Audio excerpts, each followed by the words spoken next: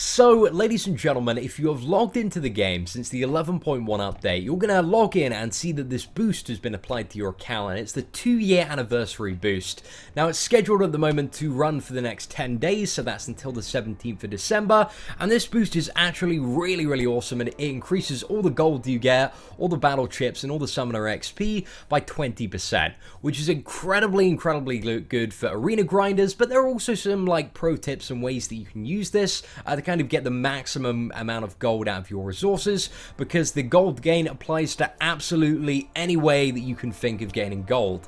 This includes stuff like selling ISO and selling boosts, so if you have an abundance of those, which you're always going to gain more ISO, unless you're a really big arena grinder, you're always going to have a lot more ISO than you do gold.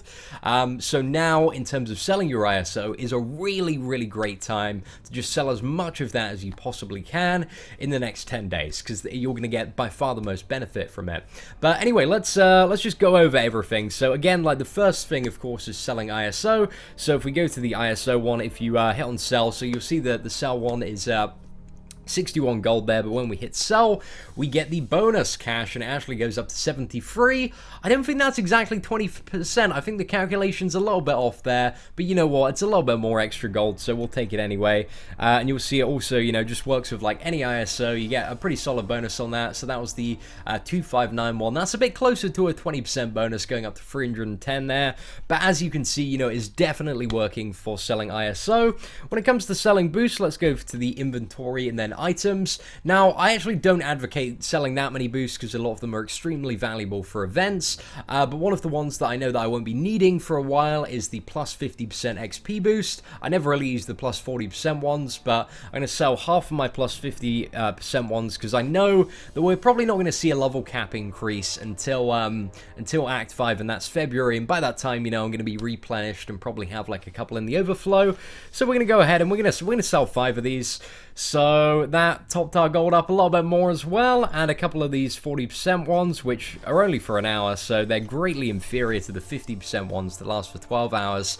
It's just a really good time to sell stuff. But now in terms of arena grinding, let's look at probably the most efficient way if you want to farm gold.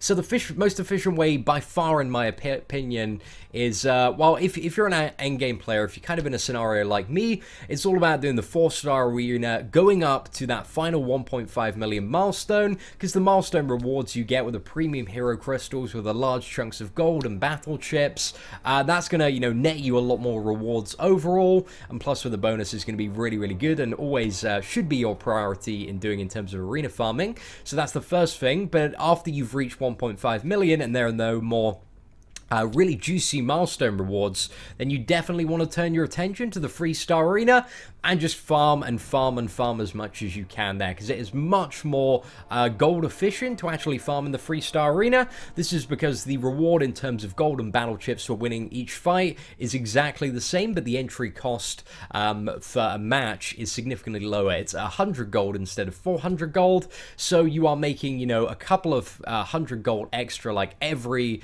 round that you do, instead of practically losing, I think it's about 100 gold every match. So yeah, it's much more better and much more efficient in terms of actually farming.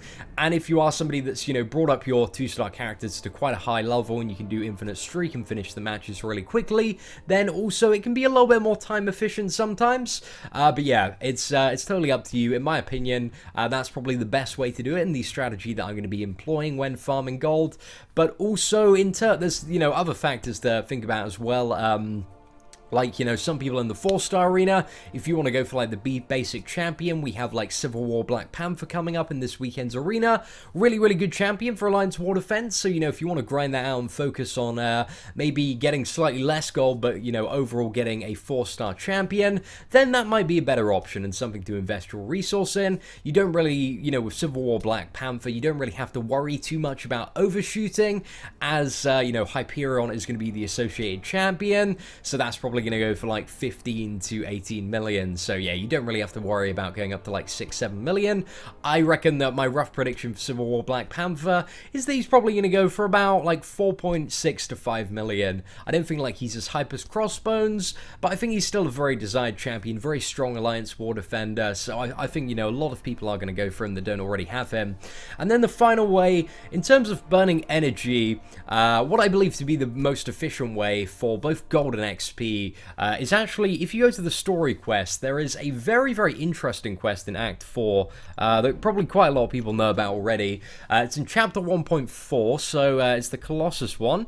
And doing this quest, when you go to the first node, a symbiote will always appear, so you only have to go to the first node. So if we travel across to that, you see we get -3 energy, so it only costs 3 energy to do this, and you kill the symbiote.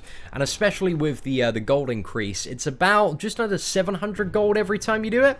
And if you're really fast, you know, you can get it down to kind of a pattern where you are killing this in about you know, 30 seconds, and just rinse and repeating that, so you could possibly farm just over 1,000 gold per minute. But then again, this also relies on you having energy to do that, and you know, it's not something like Arena that you can pretty much do infinitely.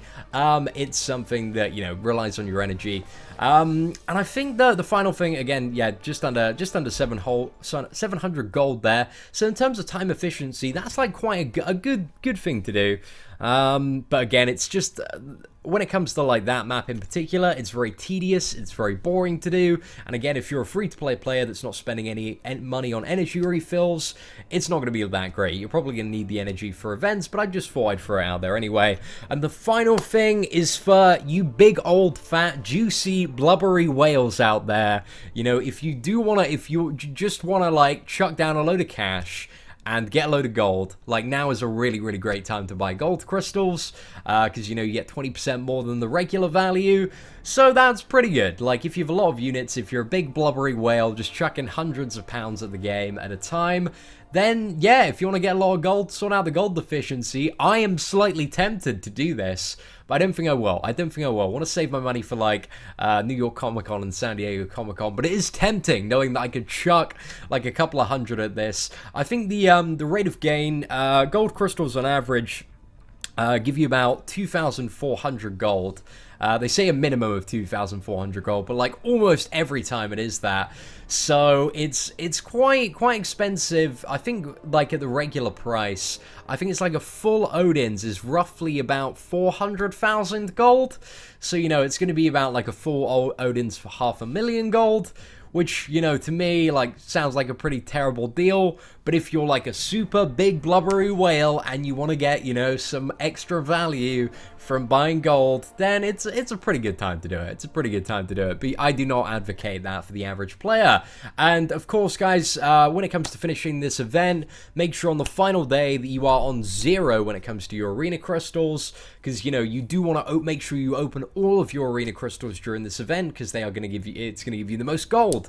So yeah, that's pretty much it, guys. Hope you enjoyed the guide. Thank you so much for watching. If you liked the video, guys, feel free to smash that like button. That'd be greatly appreciated. Apart from that, once again, take care. Have an absolutely fantastic day.